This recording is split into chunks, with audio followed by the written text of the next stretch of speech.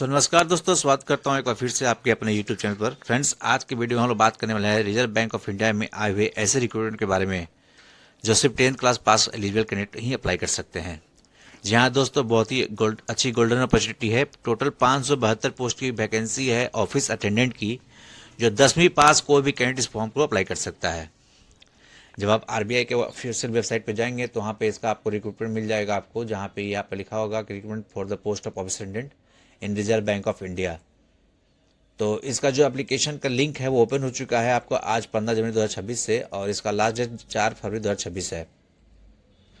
और एलिजिबिलिटी की बात करते हैं तो यहाँ पे स्टेट वाइज वैकेंसी है, जहाँ जहाँ आरबीआई के कुछ लोकेटेड सिटीज में कुछ कुछ पोस्ट की रिक्रूटमेंट्स है, जो टोटल मिला करके 572 पोस्ट हो जाती है।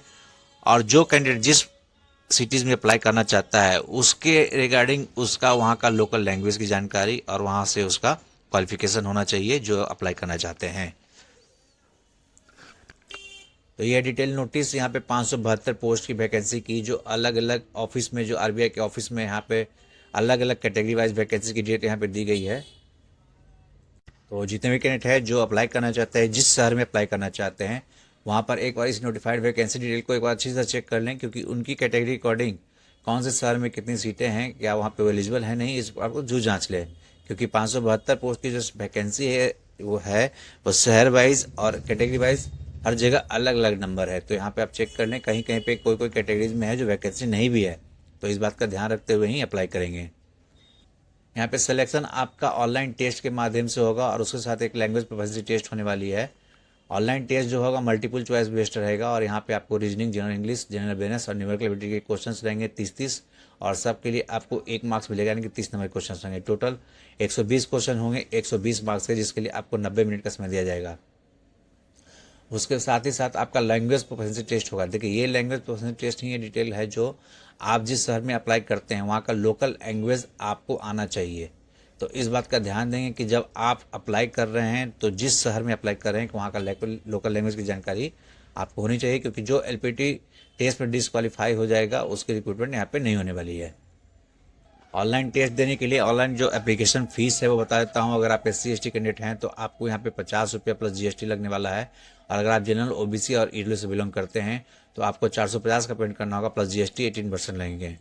अगर आप पहले से ही आरबीआई के स्टाफ हैं तो आपको कोई भी चार्ज यहाँ पे नहीं लगने वाला है।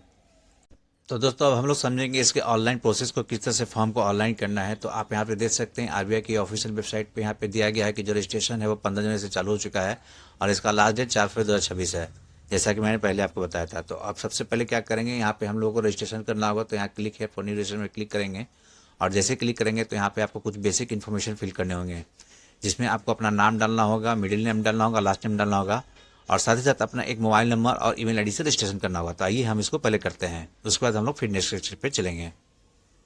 तो जैसे ही आप रजिस्ट्रेशन कर लेंगे तो आपके मोबाइल और मेल पर एक रजिस्ट्रेशन नंबर और पासवर्ड जनरेट हो जाएगा, जिसकी जानकारी आपके रजिस्टर्ड मोबाइल नंबर और ईमेल पे आएगी।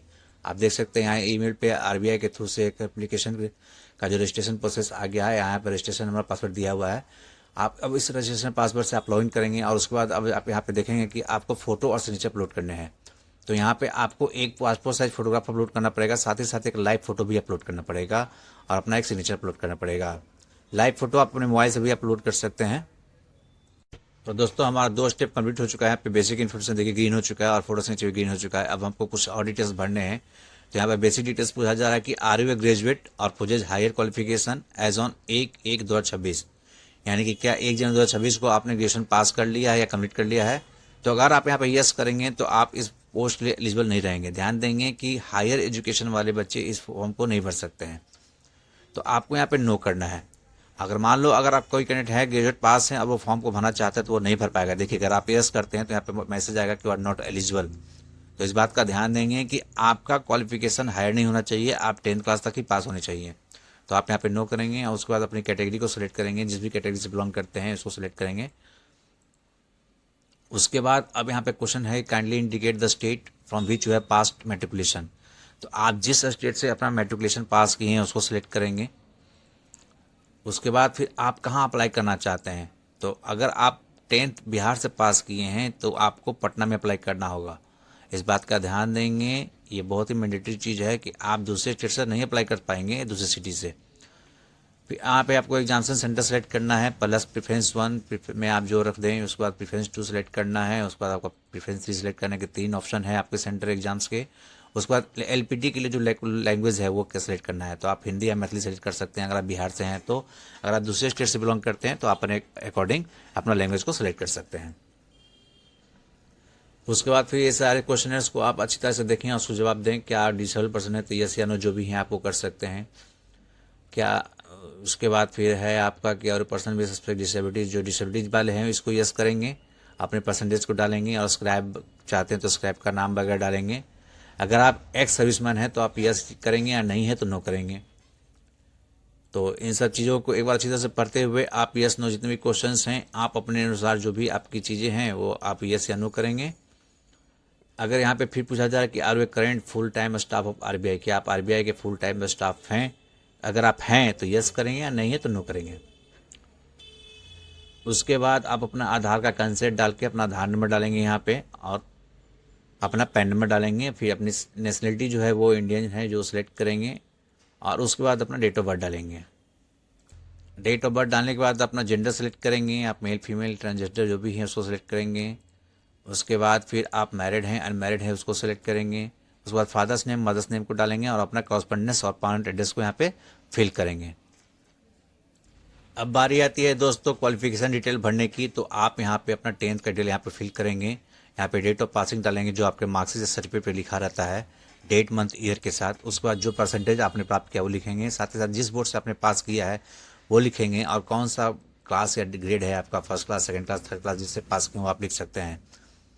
अगर आप 12th क्लास भी पास है तो आप 12th का भी यहाँ पे डिक्लेयर मेंशन कर सकते हैं। अगर आप कहीं पे जॉब कर रहे हैं तो आप उसके वर्क एक्सपीरियंस डिटेल्स को आप यहाँ पे फिल करेंगे, अगर है तो यस, नहीं तो नो। उसके बाद आप लोकल लैंग्वेज के बारे में जानकारी देंगे, तो हिंदी तो जरूर डालेंगे अगर आप बिहार से फॉर्म भर रहे हैं, और जिस दूसरे स्टेट से हैं तो वहाँ का लोकल लैंग्वेज डालेंगे और रीड राइट स्पीक पे क्लिक करेंगे। और उसके साथ ही साथ अगर आप इंग्लिश का ज्ञान रखते हैं तो आप मेंशन कर सकते हैं, नहीं तो आप छोड़ भी सकते हैं। तो दोस्तों इन सारी जानकारी को फिल करने के बाद आपके एप्लीकेशन फॉर्म का यहाँ पे प्रीव्यू आ जाएगा। आज इस प्रीव्यू को आप एक बार अच्छी तरह से चेक कर लें, आप अच्छी तरह से देख लेंगे कहीं पे कोई मिस्टेक न रह गया हो। अगर कोई मिस्टेक है तो आप इसको एडिट कर सकते हैं, और नहीं तो फिर फॉर्म को आगे सबमिट कर सकते हैं। अच्छी तरह से चेक कर लेंगे क्लाइंट को एक डिटेल को, ताकि आपको कोई प्रॉब्लम ना हो। तो दोस्तों एप्लीकेशन फॉर्म को सबमिट करने के बाद अब हम आ गए हैं लास्ट स्टेप पे, और यहाँ पे आपको 2 डॉक्यूमेंट्स और अपलोड करने हैं, जिसमें एक है आपका लेफ्ट थंब का इम्प्रेशन और दूसरा है हैंड रिटन डिक्लेरेशन।